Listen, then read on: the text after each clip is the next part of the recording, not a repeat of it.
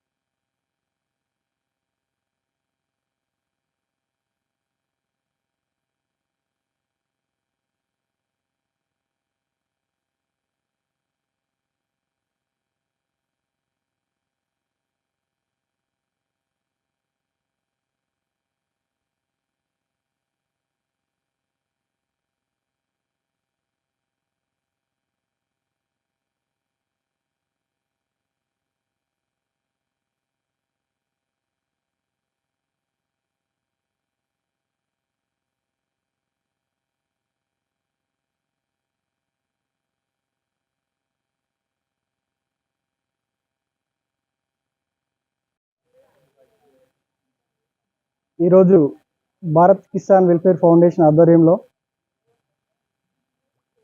65 మంది చిల్డ్రన్స్ ఎవరైతే వచ్చే పరిస్థితితో బాధపడుతున్న కుటుంబాలకి న్యూట్రిషన్ ఫుడ్ ఒక నెలసరికి సరిపడేటువంటి న్యూట్రిషన్ ఫుడ్ని అందించడం జరిగింది.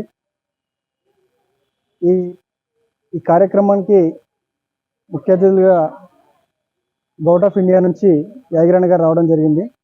అన్నయ్య గారి సహకారంతో భవిష్యత్తులో అలాగే ఇక్కడ ఉన్నటువంటి WCBO చేయుత ఆర్గనైజేషన్ ఏదైతే ఉందో వాళ్ళ సహకారంతో కూడా భవిష్యత్తులో MNC కంపెనీస్ నుండి అండ్ అలాగే సెంట్రల్ గవర్నమెంట్స్ నుంచి వచ్చేటువంటి CSR ఫండింగ్ ద్వారా ఇలాంటి పిల్లలకి భారత్ కిసాన్ వెల్ఫేర్ ఫౌండేషన్ భవిష్యత్తులో ఖచ్చితంగా సహాయం చేస్తుందని ఈ సందర్భంగా తెలియజేస్తున్నాను.